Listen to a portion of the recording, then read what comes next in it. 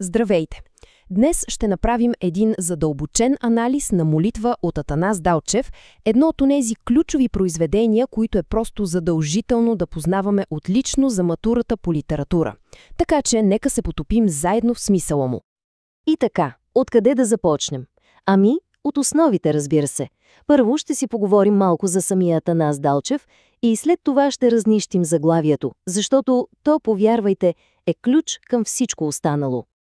Заглавието молитва не е просто дума, сложена отгоре. То определя целия жанр. Самия Далчев избира тази форма, за да ни покаже, че това не е просто някакво стихотворение, а една дълбока, много лична изповед. Едно обращение, което издига героя над ежедневните тревоги и го пренася в света на големите, свещени ценности – любов, съпричастие, връзка с другите. Добре, стигаме и до същината. Какво провокира тази молитва?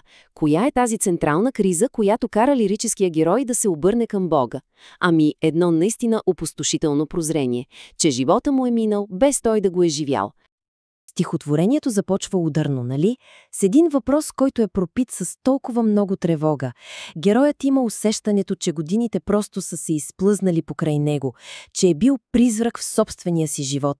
Толкова, че дори не може да си спомни дали изобщо е живял.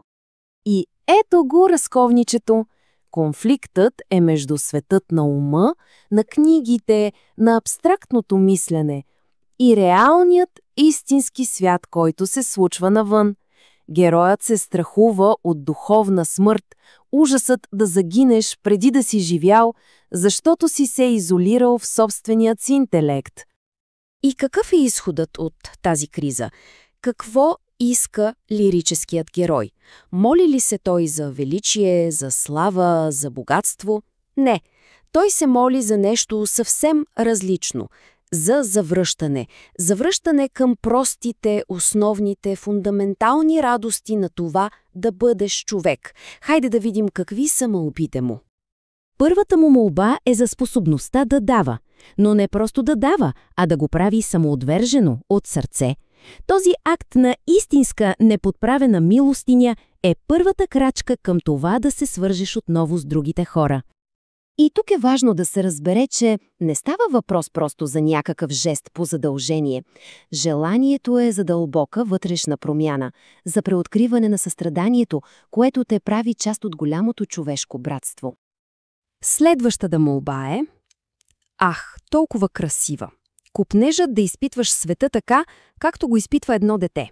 С чиста, неподправена, неанализирана радост. Просто да се наслаждаваш на момента, без да го разнишваш. Тук виждаме един ясен бунт срещу живота, погледнат през студената, аналитична леща на разума. Иска се живот, който се усеща със сърцето, а не се наблюдава от разстояние. И накрая стигаме до езика.